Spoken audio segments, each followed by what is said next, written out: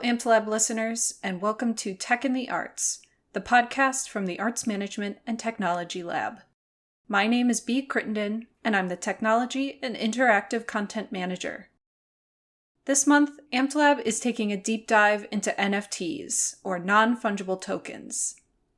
An NFT is a unique, identifiable digital asset, a digital certificate of authenticity that solidifies ownership of an asset on blockchain.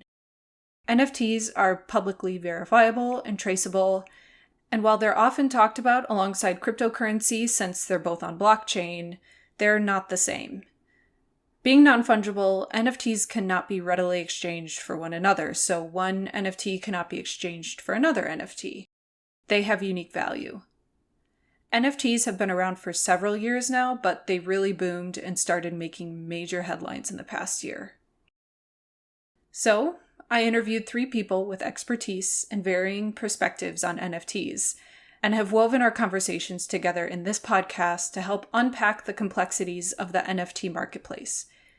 You'll hear us talk about how the arts and culture are interacting with NFTs, the impact of NFTs and cryptocurrency in general, and where this technology is headed. To start us off, I spoke with AMT Lab contributor Katie Winter. Katie wrote an article on NFTs that was recently published by AMT Lab. It's titled, Fueling the Global Flame, a look at the long-term sustainability of NFTs. Thank you for doing this. I read your piece when it came out, but I was just rereading it again. And I'm just really curious what drew you to the topic. Yeah, so I have been a fine artist. I actually got my undergrad degree in arts, and I also actually got an undergrad degree in accounting as well. So I have kind of both of those backgrounds. So when these first blew up, the NFT concept, I thought it was so interesting because it was such a mix of both fine art and obviously finance as well. There were so many investors talking about them, but then so many artists talking about them as well. So I thought it was just a really interesting topic. And then as they kind of became more popular, there became a lot more controversy over them as well. So it's hard not to kind of just follow along with all the articles and find an interest in it. Yeah. As technology tends to be, so much of it is in motion and constantly evolving. And I think it's really interesting from the arts perspective because I feel that oftentimes we aren't hurled into this very trendy topic, I guess. There are a lot of things to look forward to in this area and a lot of things to be really cautious of as well. So I wonder if you might share some of, given your arts background, from the artist perspective, what are the pros of getting involved in NFTs, creating digital artwork, sharing and creating an NFT to sell? As you mentioned, what's so interesting is that artists are kind of hurled at the front of both technology and finance all of a sudden. And we've never really had that place there. Obviously, fine art pieces in museums are invested in and sold, but for a lot of just artists making everyday artwork or even local artists, it's very hard to kind of find yourself at this forefront of investing in technology. And it's been exciting with more technology advances. We're starting to see more artists kind of become at the front of that.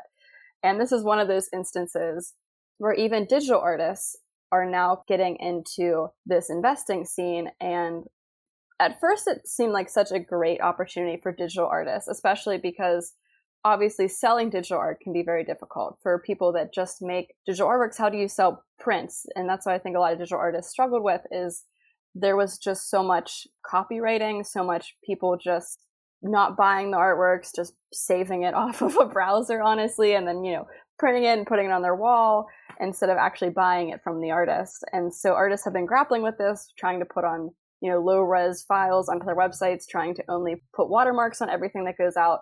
So this was a great opportunity for digital artists to actually start making money off of that. Obviously, there was definitely fraud with the NFTs still, but the pro for it is for digital artists, they're actually able to put value onto these digital artworks that even if people save them, spread them, share them, there's still value in that one single NFT that they release. And there's been a ton of artists that have made so much money off of them. I think that's what so much hype was about, is that there was artwork selling for just millions. In fact, Beeple's artwork, which was one of the most famous NFTs that sold for, I believe it was $69.3 million, which is just absolutely incredible to have an artwork that's just a digital reproduction, of his other artworks just kind of sell like that. And so for artists, it's a great opportunity to make money. I think we've also seen that there's been groups of artists that have came together. So there was actually a whole entire group called Black NFT Art, which was just a group of Black artists that came together and sold NFTs. And in early 2021, they had made over $700,000 just grouping together, selling their NFTs together. So it was a great opportunity for artists to kind of finally get that worth and kind of like finally get that recognition. So now I want to shift over to a conversation I had with Ari Lightman and Josh Bobrowsky. Ari Lightman is a professor at Heinz College at Carnegie Mellon University with expertise in social media and marketing, with a particular interest in digital trends and how marketing, information technology, and data all blend together. Josh Bobrowsky is an experienced marketer and entrepreneur. He's currently a full-time investor primarily in the cryptocurrency and NFT space. Here's how we kicked off our conversation, starting with Ari.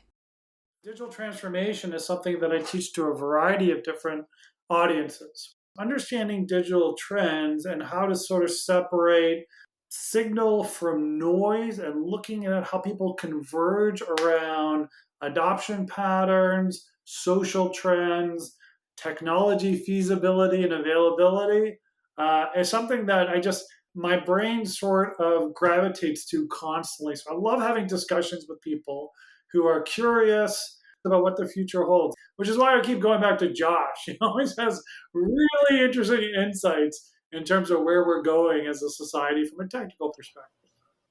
Wondering what drew you to this space, especially Josh, like as an active crypto and NFT investor, what has drawn you to this area?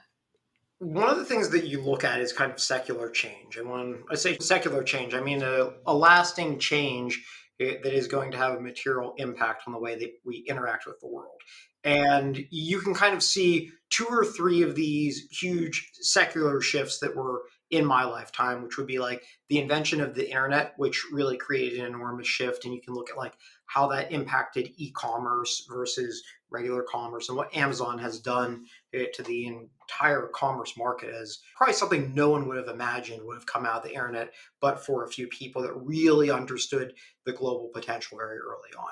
And then you can look at a subsequent shift, which would almost be like the Web 2.0, which is what has happened with digital media and how that has been shifted. And it's my belief that between cryptocurrency and NFT, we're going to see and they call it Web 3.0, but I believe that we will be seeing a shift that is as large as the previous two shifts, but the cryptocurrency shift, and that's a very broad category, but that shift will be in like financial markets, stores of value, ways to interact with wealth, automatic market makers, things of that nature. And that's going to affect a lot of things, everything from the way that we trade stocks or synthetic stocks, all the way down to looking at how we could do sports betting or something like that.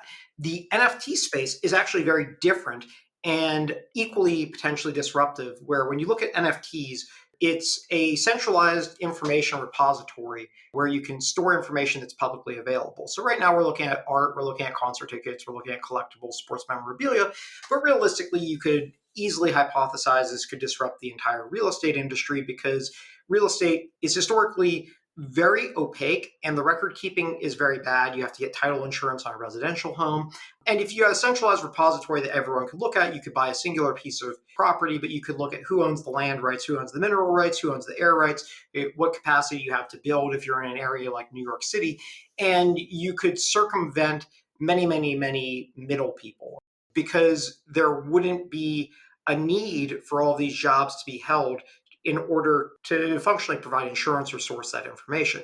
And so very short version is there's going to be a big shift, and I think it's going to change the way that we interact with the world. Yeah, and sort of the hallmark of NFTs is the transparency, that record-keeping aspect of it. At the same time, I know there is a lot of questions, especially when it comes to images, like copyright issues. Obviously, ownership doesn't translate to copyright all the time. Have you delved into that area, and do you have any thoughts on how that's going to change how we regulate replication of images or replication of anything? Historically, the law takes a little bit of time to catch up with technology across like any platform. The laws that are in place probably aren't designed incredibly well for NFT platforms. But at the same time, it's a very nuanced dynamic because you have fair use clauses where if something's reasonably transformative, you're allowed to use it and then create it like almost like a new piece of work. So I think that we're going to almost have to wait and see. But Ari, what are your thoughts? It's a fascinating question around copyright. It's something that a lot of the creative industries have been dealing with for a long period of time. And it's nothing new. You can look at the music industry and who owns copyright on music. And as Josh mentioned very astutely, it takes a while for regulatory bodies and legal authorities to catch up to where the technology is. So right now we're basing everything on a consensus-driven model. So ownership is based on this idea of, does the community concede that this person actually owns it? Based on this technology paradigm around the blockchain associated with establishment of ownership. Now, in doing that, you determine provenance associated with who has owned title to it, at what point in time was it created, at what point in time was it transferred, to what extent do they own what part of that digital asset, or in some cases even a physical asset that's tied to a digital token, if you will. One of the things that is fascinating is innovation and technology sort of catches up to needs that exist or manifest themselves associated with this mechanism. Everybody's talking about proof of work, proof of stake, proof of authority, a variety of different mechanisms associated with establishing legitimacy and ownership.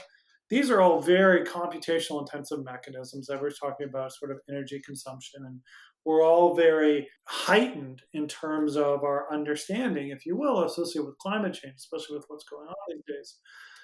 But once again, there are phenomenal different technologies and mechanisms associated with reducing that energy component, keeping some of the viability and uniqueness associated with proof of work and proof of stake, and transferring to other mechanisms. So the technology will catch up to deal with environmental and social issues associated with the NFT space.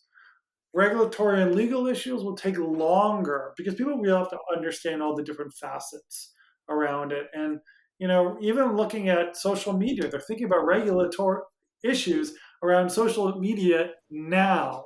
And we've been living in the social media space since 1995 when classmates.com came out, 2001 when MySpace was popular.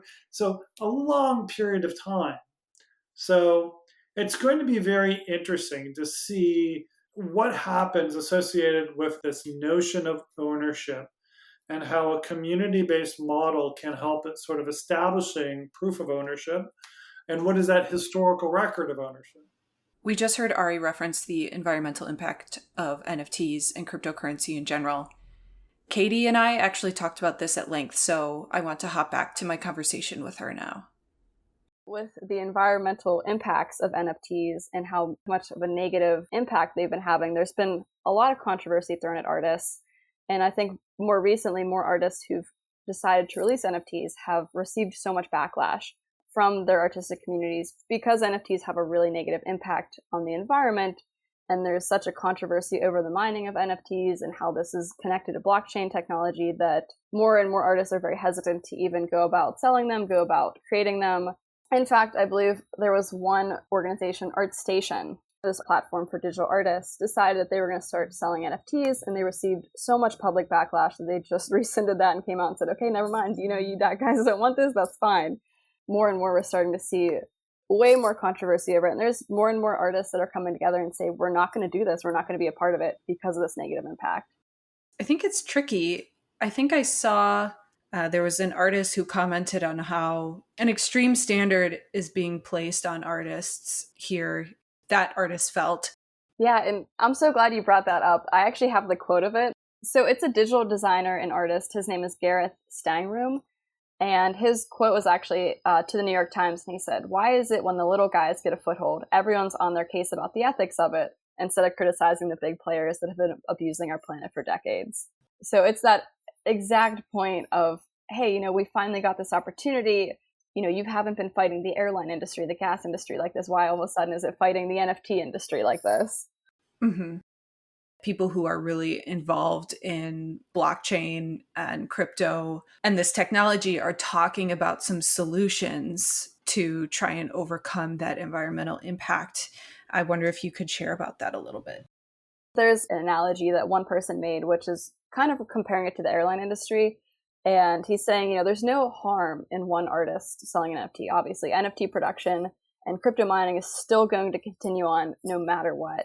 However, it's, when everyone starts buying airline tickets and the airline industry just has a foothold in our economy, that's when it becomes a problem, because then there's no getting rid of it. There's no getting rid of this crypto mining. There's no wavering from it. So a lot of people have argued that just because people would be to stop buying NFTs or stop producing does not mean that crypto mining is going to stop. Even the Ethereum blockchain, which is what NFTs are based on, it's not going to go away if people stop buying NFTs or stop producing them. So a lot of people argue that even completely stopping buying, selling, producing NFTs, or even being a part of it, isn't going to actually do anything to change the environmental impact. Now, a lot of people argue that the method of crypto mining is more so the problem. In fact, there's these concepts called proof of stake versus proof of work. Currently, the blockchain uses proof of work, which is where the computers have to go through basically like puzzles or games is the comparison. Obviously, it's a little bit more complex than that. And they basically have to make an attempt at mining the crypto. So these crypto miners have these just massive setups that work and mine crypto, and it just uses a ton of energy. And obviously, the more popular crypto mining has become, the more people that have kind of been involved in this, the more setups there have been, the more crypto mining. So obviously, there's just massive environmental impact is coming from it. And that's proof of work, where everyone has to kind of work to mine this crypto. Proof of stake is something that instead of mining or instead of using these kind of problems, there's no competition anymore. It's just kind of assigned. So proof of stake doesn't have all that mining. There's not just massive quantities of miners mining at the same time trying to get one block out of it. And that's been a huge argument too, because how is this algorithm going to decide who gets that block? How is the algorithm going to define who doesn't get the block? And that obviously depends on people's setups, people's history in crypto mining, how much stake they have in the game, essentially. So that's not a perfect solution either at this point. And it takes away kind of that decentralized nature of it. People love the decentralized nature of the proof of work where all these computers are mining, because anyone can get involved in the game for the most part, versus the proof of stake. It's not decentralized anymore. The other part of it too is that just so many miners already have these just massive setups that are based on proof of work. Even if there was this push to proof of stake, how many people would really switch over to it? Unless there was some sort of hardcore policy line, put in the sand saying you have to move or this has to happen, people aren't going to really just naturally move over to the proof of stake method. It would be very expensive to move. It would change the entire process. And that's where a lot of people argue that maybe policy should be enacted in the cryptocurrency realm. But once again, that's like so many people love it because there's not a lot of policy around it. There's not a lot of hardcore rules in it. There's no centralized nature to it. A lot of people argue it's hypocritical to say that we should move to proof of stake and put all these rules and policies in. But once again, the environmental impact is still something that's occurring regardless. Right. I'm referencing your article right now. The footprint of a single Ethereum transaction equates to the power consumption of an average US household over 4.2 days. That's a single transaction in terms of the use of electrical energy. And in terms of the carbon footprint, it's equivalent to 130,809 Visa transactions, or almost 10,000 hours of watching YouTube. I think where a lot of the problem is that it's just cryptocurrency in general is, creating this horrible environmental impact. So there is a lot of talk about just Ethereum in general, and Ethereum is just kind of one of these blockchains. It's not even all of them. It's just one part of this. And yeah, it's producing enough energy in the same carbon footprint as countries. So I know the article from Digital Economist mentions that it's comparable to the country of Hungary for electrical energy, and for the carbon footprint comparable to the country of Sudan. And obviously, just the thought of crypto mining putting out the same electrical impact and carbon footprint as a country is crazy to think about, in the fact that this is just adding to the issue of climate change that we're facing as a whole entire generation at this point. And so the argument really comes down to, are NFTs kind of the worst part of this. And a lot of artists and a lot of people are still arguing that even though NFTs are part of those blockchains, and even though it's part of the Ethereum blockchain, is it the sole reason the Ethereum blockchain exists? And a lot of times it's no, there's so much other things and other investments, apps, and other technology that is relying on the Ethereum blockchain that even if we were to just completely get rid of NFTs, it wouldn't stop the Ethereum mining. Now, do NFTs contribute to that? The more and more popular they become, the more people buying them, selling them, the more this boom occurs. Yes, it's absolutely going to add to it. And so it just becomes a question of how long, is policy going to ignore this environmental impact, and really when is policy going to start affecting blockchain technology at all? We still haven't really seen too much policy enacted with anything in the cryptocurrency world. So I think at this point, NFTs will exist indefinitely until we start seeing more policies and more rules regarding the production of them. I had to ask Ari and Josh to dig into the subject of NFTs' environmental impact a little more from their perspective. So yeah, this is a conversation that Josh and I have had on a regular basis when we looked at the crypto space and now looking at the NFT space. This notion that each transaction requires you to do a variety of different validation and proof, as opposed to utilizing a variety of resources. Josh mentioned there's a tremendous amount of intermediaries that need to be in the process. Once again, we're seeing a flattening of the structure, and it's just me interacting with somebody like Josh when we want to make an exchange, whether it's a house or whether it's an NFT or whether it's a cryptocurrency. I think that different mechanisms, and once again, technological mechanisms associated with the blockchain are ongoing on a continuous basis. There's a variety of different types of techniques, including sharding and other sorts of mechanisms that are aimed specifically at increasing the transaction volume and quality and efficiency while decreasing the environmental load, while still remaining sort of the true essence associated with blockchain distributed ledger fundamentals, which is community-based consensus associated with who owns what and value and those sorts of things, as well as data extrapolation. So as Josh mentioned, these things are relatively open, so we're getting tremendous amounts of data around load capacity, mining versus minting, a variety of different aspects associated with a blockchain that we could analyze. Once again, openness and transparency is a wonderful thing because you can't hide anything, right? You can't sweep anything under the rug, and that includes environmental load associated with your transaction volumes. In which case, a variety of different, very smart folks from an engineering perspective are looking at solving the problems in ways that stay true to the blockchain, but once again, decrease the environmental cost and load associated with transactions. I think that it's a balance at the end of the day. Obviously, we assign some things enough value to say that they're worth the electricity usage, right? So if we took Google, for example, it uses like 12 terawatt hours per year of electricity, which is a lot.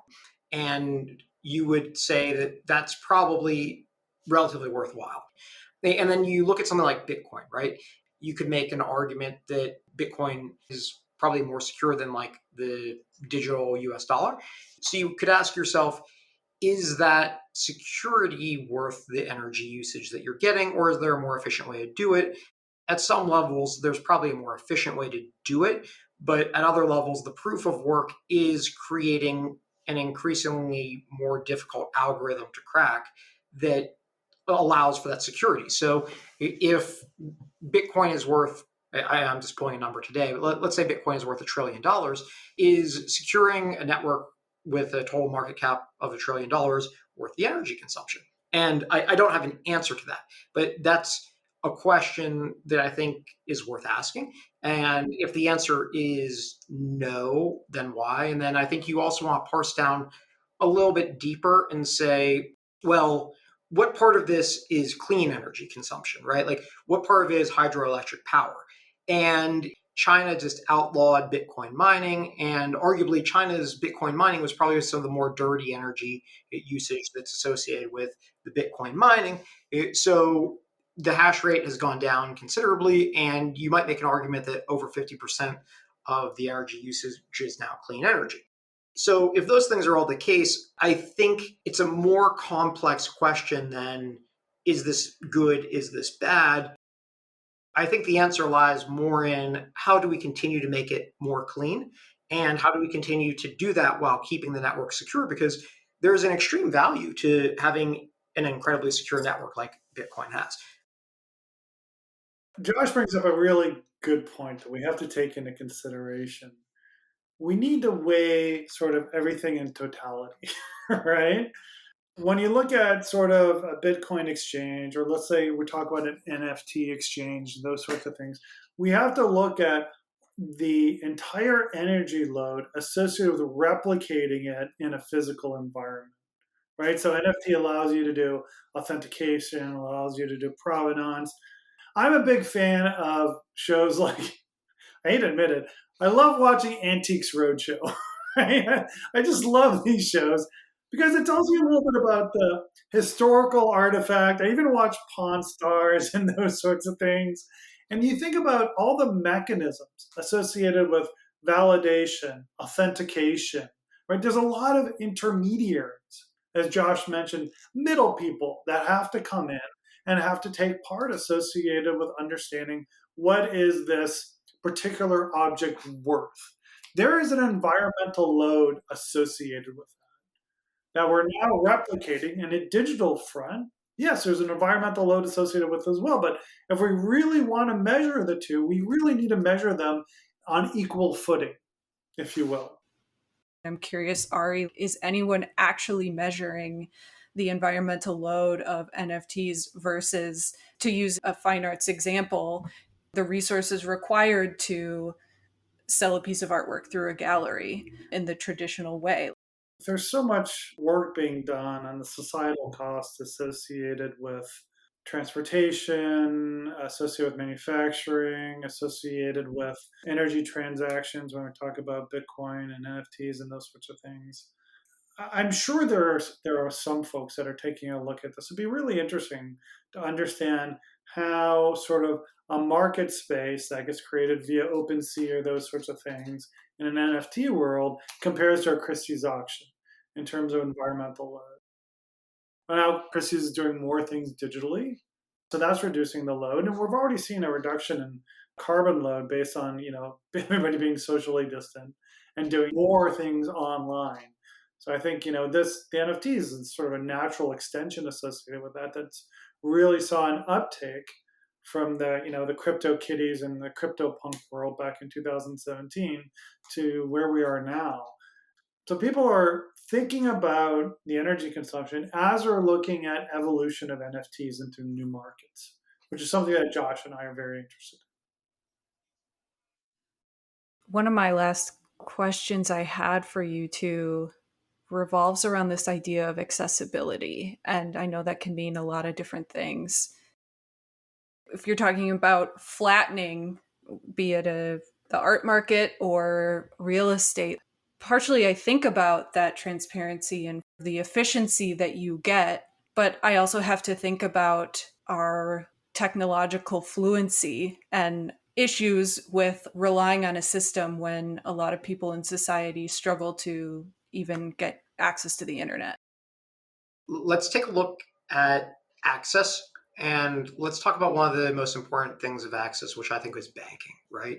How many people in the global ecosystem in the world are unbanked? Well, the number is relatively high. And why is that? It's because the unbanked would traditionally have a balance that is low enough that a bank would not be able to profitably operate with them as a customer. They'd create a net loss for a bank. The ability to use Bitcoin could solve that, right? If you want to be banked with a Bitcoin wallet or address, all you need is an internet connection. All you need is to get a MetaMask wallet or some sort of a wallet that's free, and it creates a large solution for the unbanked. I think the number of people that have access to the internet is actually pretty high. And the barrier to entry to getting access to the internet right now is a relatively low cost computer or cell phone. And like kind of every day, those become more accessible, more affordable. And I think that that's going to do a lot to flatten the access to people. And you look at something that's like really predatory, like a check cashing place, where people that are really working hard and struggling to earn enough to live are getting these huge taxes on a percentile basis levied against them just to get access to the money that they've worked for. Or Western Union, where you're looking at people that are coming here from different countries that are sending money back home, have to pay these really large fees. And then you can take it a step further and even look at there's a danger associated with going to a Western Union in some countries to get your money. So that creates a big amount of flattening where you can send Bitcoin or Ethereum or other cryptocurrencies very, very easily over long distances, and you don't require bank accounts. You can take it a step further and say that there are people in countries that don't have access to a stable currency, which might be about 20% of the world, where you have hyperinflation, whether you're looking at like a Venezuela and Argentina.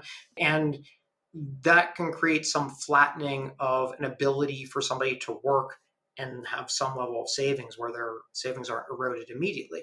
And I think that is probably a reasonable way to look at a flattening. And I agree, some people don't have access to the internet, but I think there's a lot of efforts being put out there to get free or very affordable access to the internet for people.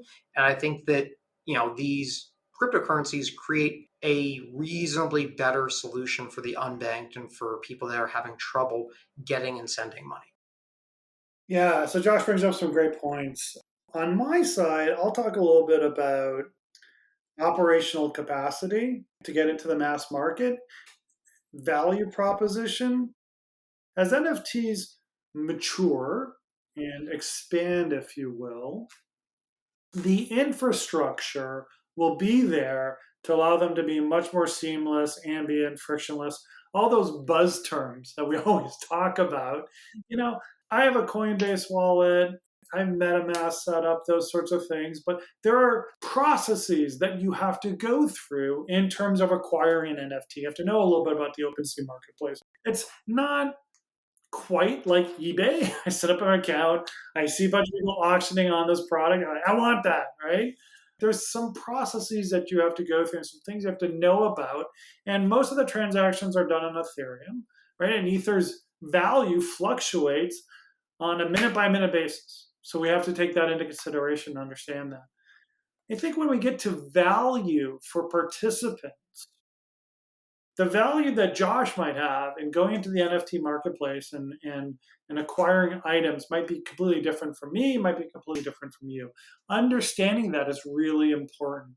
I love the fact that, Kings of Leon basically said, listen, you can acquire an NFT that will give you front row access to any single one of our shows. That is something that is incredibly valuable for fans of Kings of Leon. And that transferability is something that people say, wow, that's phenomenal. I'm not locked into this. It's not a timeshare. If I wanted to transfer this to Josh, and Josh could put a value on it based on how much he likes the band and how much he values this experience, we're really thinking about the experiential economy. We're thinking about these things that aren't consumption driven, but are sort of memory driven, if you will. This experience that I'm getting that's unique to me and I value in a way. And that's partially what we're seeing is you can't go to eBay and buy rights to a front row ticket for all Kings of Leon's concerts. That's something that's totally not fungible. And we see these things happening and occurring. And I think this is going to drive value for the mass market to say, I want to come in and I want this because this is something that is only available in this space, uniquely tailored towards what my needs might be. And it'll drive people into the NFT market in a very interesting way. Till we see a point in time where we see a lot of the things that we value from a consumer perspective. Josh mentioned sports memorabilia and sports collectibles. But it also might be toys, right? Like Mattel and Fisher Price and those sorts of things that offer an NFT component associated with a premier value around an experience around a physical object.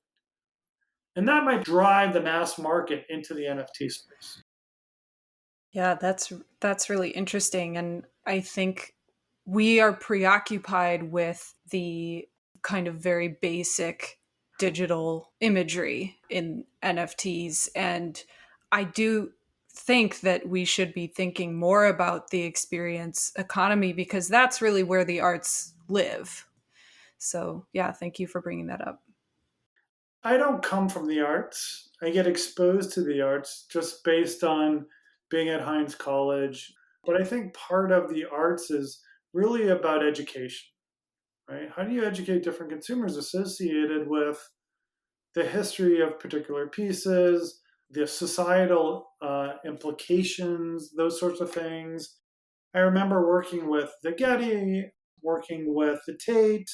There's so much education that can be delivered that might be customized to a particular user.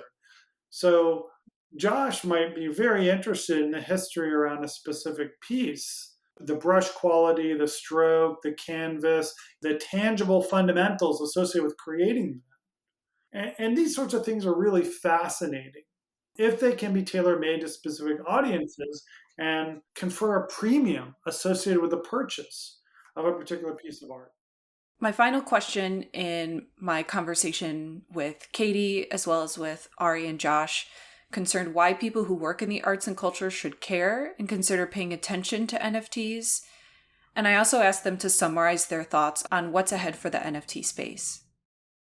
I'm not going to be surprised if we start to see a lot more data popping up regarding the individualized, footprint for one NFT, if people are going to start trying to, figure that out, or if more and more controversy is going to be brought to these different arts organizations that are selling and producing NFTs. Obviously, there's definitely some controversy now, and we've started to see more controversy even faced at museums regarding their climate impact and regarding who's investing in them, what money they're taking. And I think the same controversy as it regards to museums and arts organizations, we're seeing with NFTs. I think a lot of organizations have been really hesitant to start producing and selling NFTs and start supporting them because there's this negative impact and this controversy around them. So I think as arts managers and administrators, we might see ourselves in organizations or in situations where we're wondering if we should support the NFT realm or if we should support digital artists producing NFTs. And I think that's something where more managers and administrators are going to think how this aligns with their ethics. Does it really affect the environment to them? How does this look for the public eye? How does it look regarding the organization? So I think we're all going to see ourselves put in these situations regarding whether or not our organization should support NFTs and support the digital artists that are selling them as well. NFTs have started to expand to live performances. I believe it was like a DJ. His name was Umek, U-M-E-K, who was releasing an NFT of his live performance. And I think we're definitely going to see, especially with these hybrid performances coming up and more in-person performances and a lot more organizations and actors and artists relying on digital performances now. I think we're going to see way more NFTs come into this experience economy. I think so far there's already been like a New York Times article, there's been a tweet that's been sold as an NFT, and there's even been films that people have been rumoring that they're going to release as NFTs. So it's crazy to think that we're going to see way more live performances get sold as NFTs because it's something that's really similar to digital art in the fact that people can be at an in-person performance, they can leave from it, they can watch a recording of it, but when you attach that NFT to it, that one single instance of it holds value and it can be invested in and sold. And it's just crazy to think what the next iteration of NFTs are going to look like.